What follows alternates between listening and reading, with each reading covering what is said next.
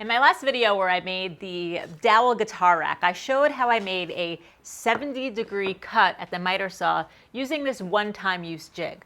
But I don't really love one-time use jigs, so I figured I might as well take some time to create a jig that will cut any acute angle that I need, and I'll have it around for the next time I have a project that requires a crazy angle that my miter saw can't normally cut. First, let's talk about the problem that we need to solve here. If you take a look at my particular miter saw, you will see I have a max angle of 60 degrees on the right and a max angle of 50 degrees on the left. And the angle that I needed for my project was 70 degrees. My saw just can't cut that. So what I had to do was I had to make a temporary jig to hold my workpiece at a different angle that was going to make up the difference. Let me explain. Now, this is super basic information, but just understand how to read a miter saw. When it is set to 0, that actually means 90 degrees. Whatever you cut here when it's set to 0 will be a 90-degree cut. So what we need to do is we need to change what 0 actually means for this jig. So what we're going to do is we're going to make a fence that's at a fixed angle so that when you adjust the bottom here, you can cut and create any crazy acute angle that you need. Now I'll show two different ways to do this. One, the quick and dirty method that will just get you by in a pinch, and the second one, a more permanent jig that has more features. So with the quick and dirty method, all you need to do is take some piece of wood, like a scrap piece of 2x4, and cut it at a 45-degree angle, then clamp that to your fence. That 45-degree angle is now your new reference fence.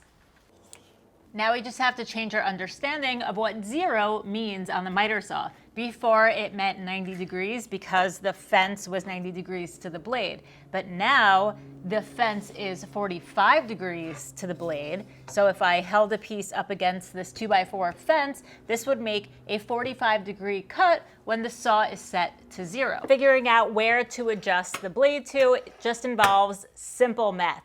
You take your desired angle and you subtract it by the angle of your new fence, which is 45. So let's say we want a 70-degree cut. We take 70, subtract 45, and the answer is 25.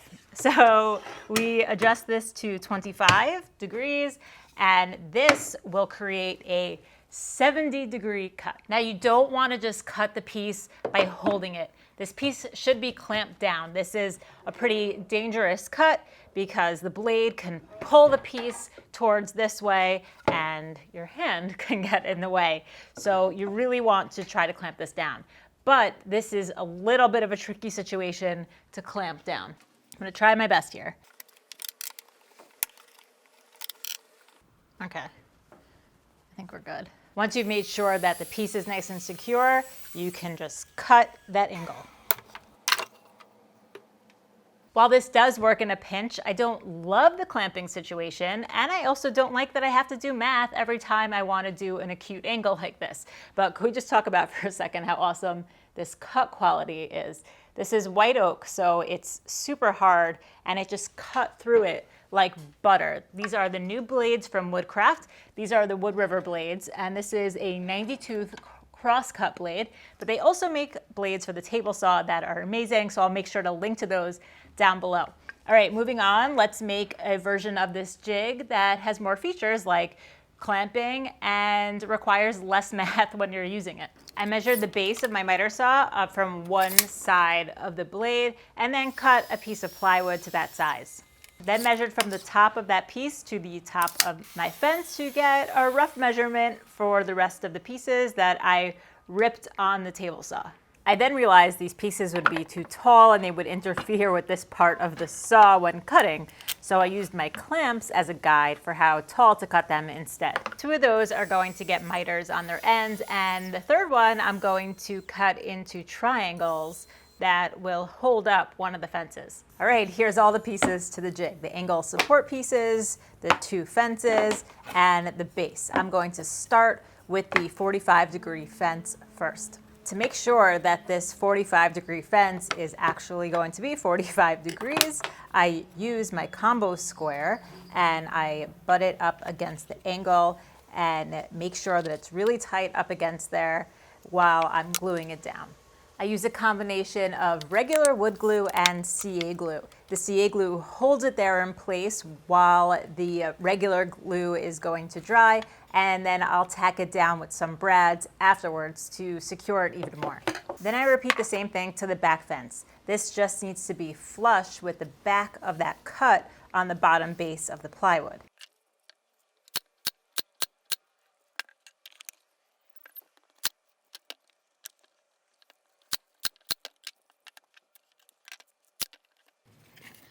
Now, instead of completing the triangle over here and adding a long third piece, I wanted to keep this section open so that I can wrap clamps around the front this way. So that's why I made these support pieces.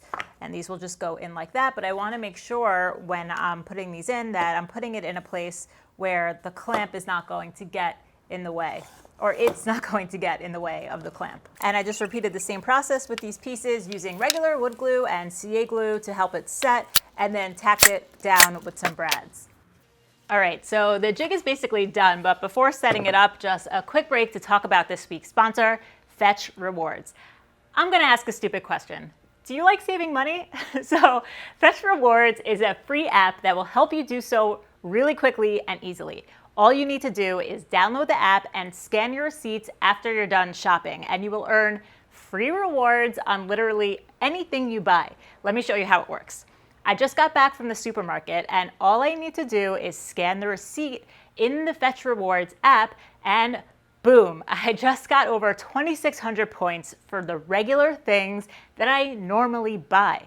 Fetch works with any retail receipt from anywhere, so you can take the receipt from the big box stores or your favorite tool stores, scan them, and get points. It also works with restaurant receipts too.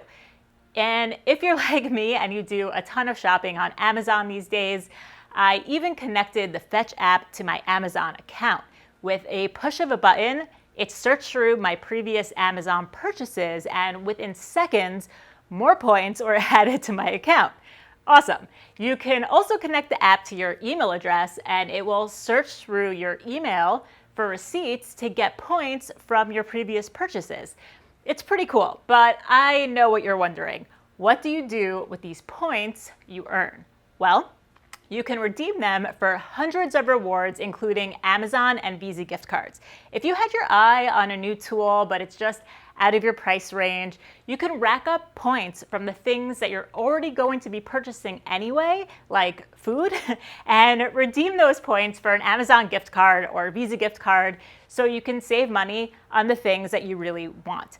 There are hundreds of rewards options to choose from, so check out the link in the description box below and use the code 3x3custom to get 3,000 points when you scan your first receipt. This is a limited time offer for my viewers, so try it out.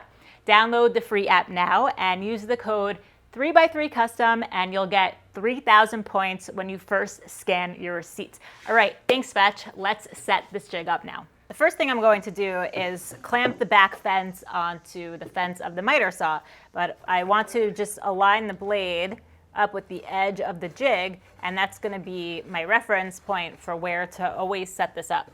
And I'll just simply clamp it onto the back. If you move in close over here, you can see because of the platform and the base here, it's kind of hard to see the numbers on the saw now. So what I want to do is I want to make a few cuts just in the plywood base, set at the fixed angles that I know that I would typically use, and just make little score lines on the top of the plywood here. So I made cuts every 5 degrees, making sure not to cut all the way through the plywood. This is just a one-time thing that it's going to be hard to kind of see the numbers.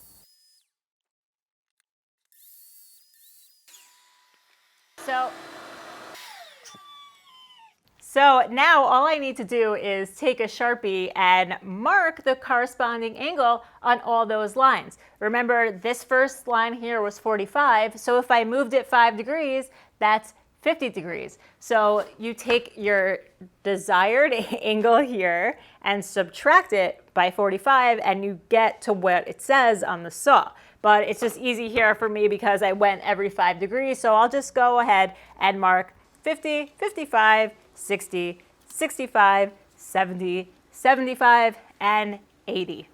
Now in the future, when I need to set this up for these angles that are written on here, all I need to do is adjust the saw to the cut line in the base. Now as far as clamping down the piece, I made this open in the back so that I can have the clamp this way and not this way, because if it's too high over here, that might get in the way of parts of your saw, might also get in the way of your blade. So that's how I'm going to clamp everything. Just line it up and tighten it down. You can also, if you want, clamp it to the actual base like that. So multiple ways of clamping here. So the only thing that's important to know when using this jig is that you don't want to cut all the way through the base piece, because then you're gonna cut off the rest of the angles that you need to use for the reference numbers. So I'm just going to make sure that I'm cutting through the material that I want to cut through, and I'm not going to cut through the whole base. If you want and you're scared that you might cut through all of it, you can double up this base and make it thicker, but I have a 12-inch saw, so that would work. But if you have a 10-inch or anything smaller, maybe that won't work, so just be aware of that. Now all you have to do is cut.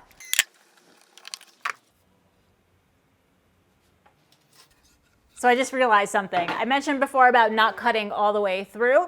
I just had a better idea. If your saw has one of those depth stops on it, you can set the depth stop so that it doesn't go past the cut on the base. So I'm going to do that right now. See, now the blade stops and it will just score the top of the plywood. Cool.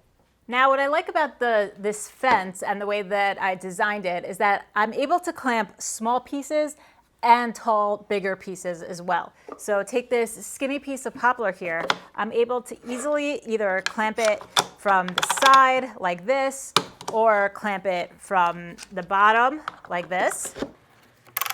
I'd much rather clamp to this plywood piece than in the quick and dirty way, having to clamp onto the actual saw here.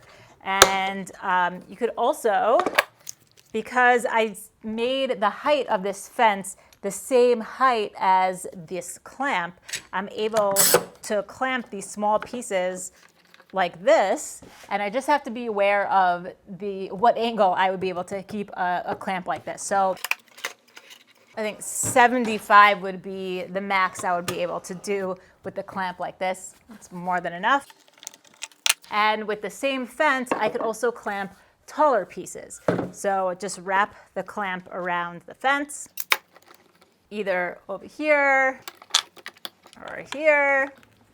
And once again, you could clamp it to the base as well. So it's very secure there for bigger pieces or smaller pieces. Just for fun, let's cut this piece and see what happens to the end. So I'll set the saw to 65 using the cut line as a guide. Clamp the piece in and cut.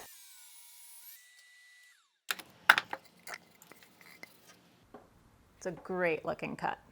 Now let's do the smaller piece.